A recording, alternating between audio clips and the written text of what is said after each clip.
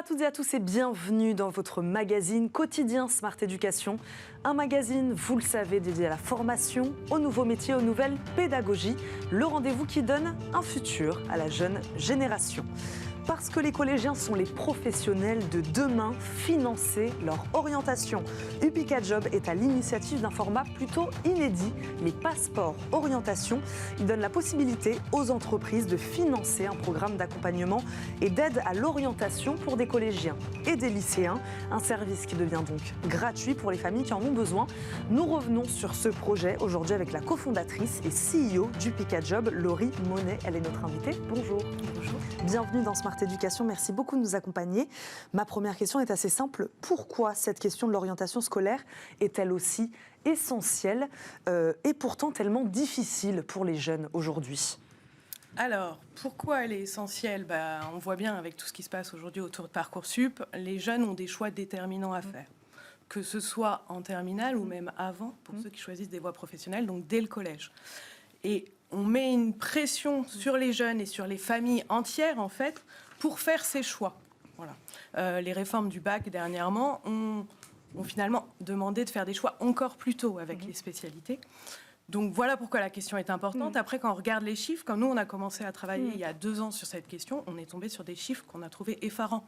Enfin, les 100 000 jeunes qui sortent du collège sans rien, et même ceux qui s'orientent vers des études supérieures, à Bac+1 en licence, il y en a 1 sur 3 qui changent, donc qui se trompent de voie. Donc il y a des conséquences d'une mauvaise orientation sociétale, économique, parce que tout le monde paye pour ces mauvaises orientations.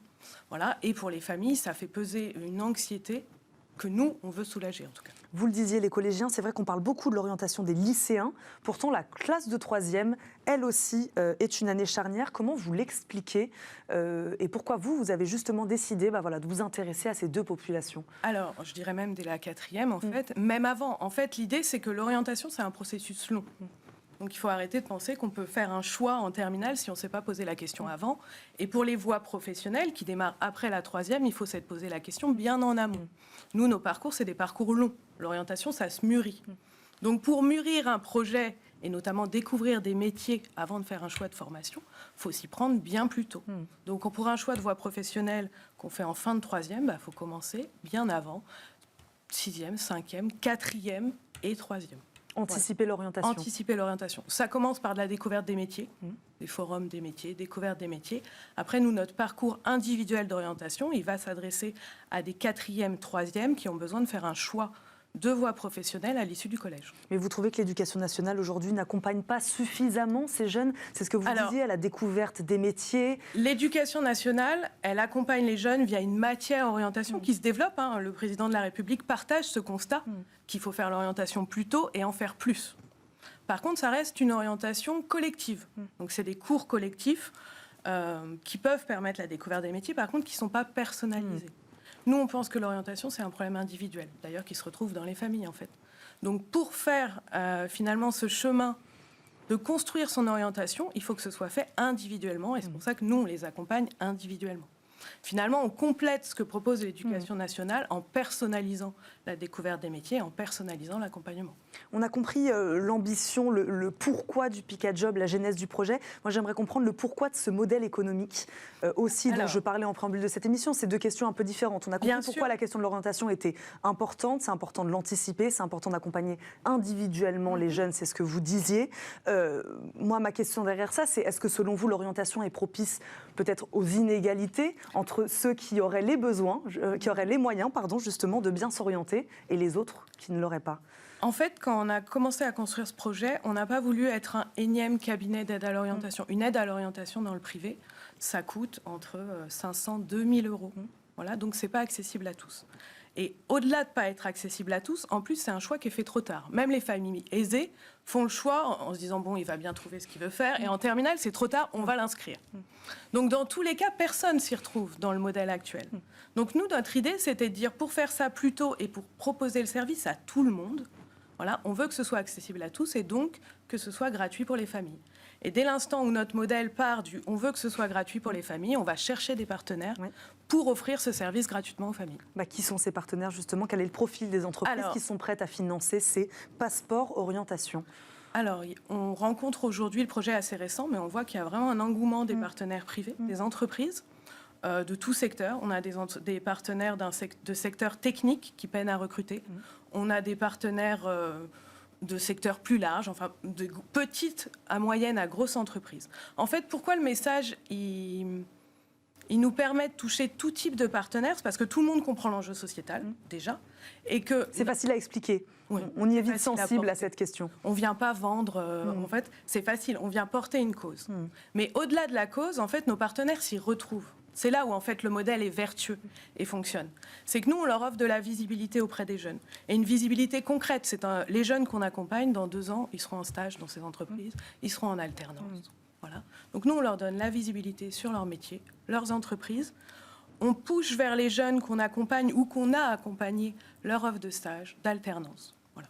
De manière à mettre en visibilité des secteurs et des métiers qui peinent à recruter ou qui n'ont pas bonne presse aujourd'hui. Donc c'est un cercle vertueux. L'intérêt pour les entreprises, il est là en termes de visibilité et puis aussi en termes d'engagement. Évidemment, c'est toujours bien de dire qu'on aide des jeunes à s'orienter. Et même pour aller plus loin, aujourd'hui, on a des partenaires qui nous disent « Je reçois beaucoup de jeunes en stage, en alternance, mais finalement, ils ne sont pas au bon endroit.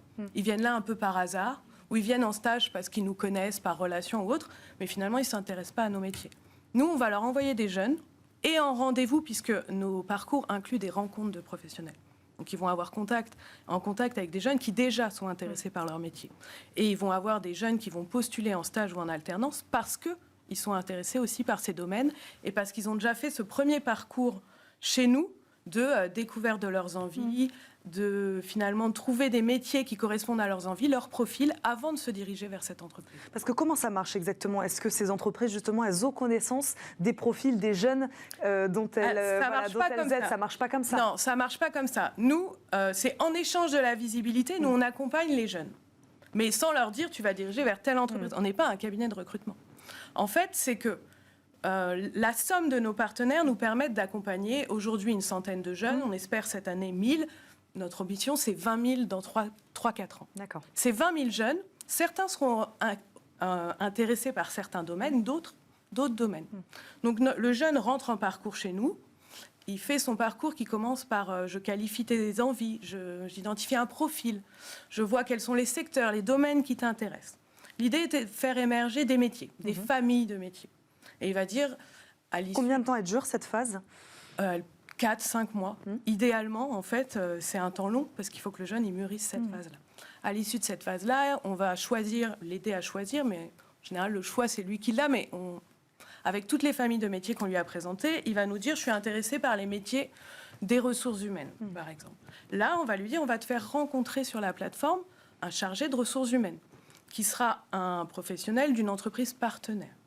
Donc là, il rencontre sur la plateforme un partenaire, donc un chargé de ressources humaines. On l'accompagne. Il faut imaginer qu'un jeune de 14 à 15 ans, aller tout seul parler à un professionnel, c'est pas facile. Donc son coach d'orientation sur la plateforme l'accompagne. Il pose ses questions. Après, on débriefe avec lui, voir ce qu'il a retiré de cet entretien. Est-ce que ça concrétise finalement son envie de se diriger vers ces métiers, ou est-ce qu'à l'inverse, ça l'intéresse pas du tout et il faut voir d'autres métiers. Donc on fait ça avec 1 professionnel, 2 professionnels, 3 professionnels. À l'issue de cette phase-là, une fois que le jeune nous dit « Ok, ces métiers m'intéressent », là, on regarde les formations. Et là, on dit en fonction de ton profil et des formations possibles, voilà les vœux à mettre dans Parcoursup, voilà quels bacs professionnels ou technologiques d'ailleurs peuvent te correspondre. Voilà. Ça, c'est la dernière phase finalement. Et cette dernière phase, elle s'arrête quand le jeune a trouvé sa voie. Je ne sais pas comment dire. Est-ce que 100% des jeunes que vous accompagnez, in fine, trouvent une voie, une filière qui leur convient? On ne peut pas leur demander... Comment on sait qu'on a réussi on sait qu'on a réussi quand on a dédramatisé, déjà pour le jeune, ce processus de l'orientation qui est extrêmement anxiogène.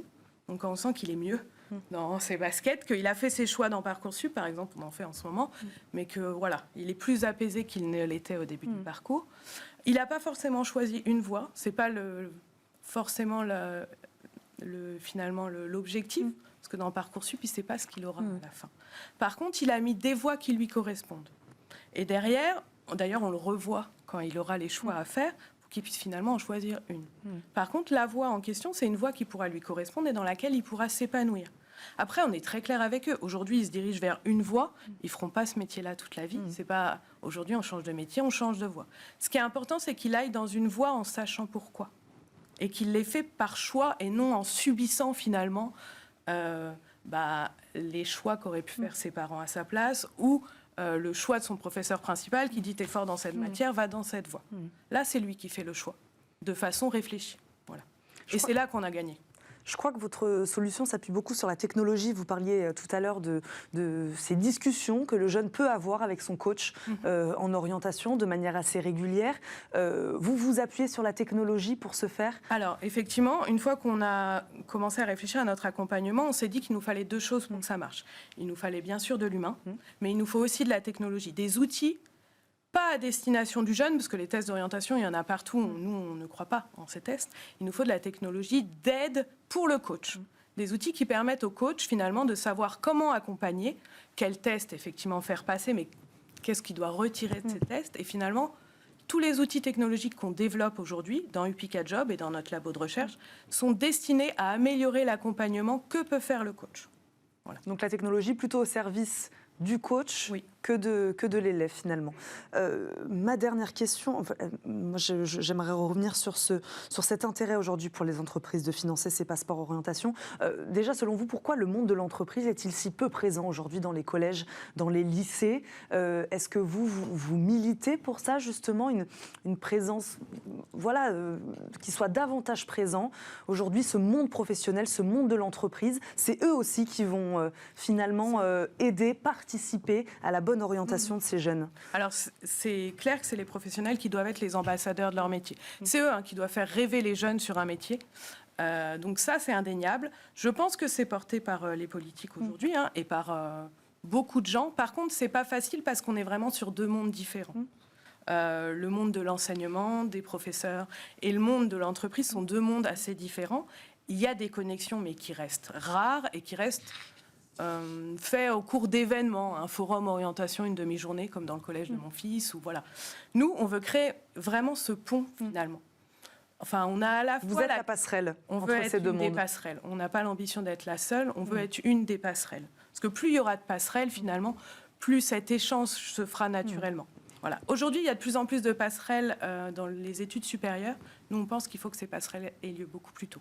Combien de jeunes alors accompagnés actuellement par Upika Job? Aujourd'hui, on a une centaine d'inscrits sur la plateforme. Centaine de jeunes, et vos objectifs, rappelez-les-nous? 1000 cette année et 20 000 à horizon 2025. On vous le souhaite. Merci beaucoup, Laurie Monet, de nous avoir accompagnés aujourd'hui dans Smart Education. Je rappelle, vous êtes la cofondatrice et CEO d'Upika Job. Merci de nous avoir présenté ces passeports orientation. On espère qu'on aura peut-être donné envie à certaines entreprises de s'engager pour l'orientation de nos jeunes, des collégiens et des lycéens. Merci à vous de nous avoir suivis. On se retrouve très vite pour un prochain numéro de Smart Education. À très vite.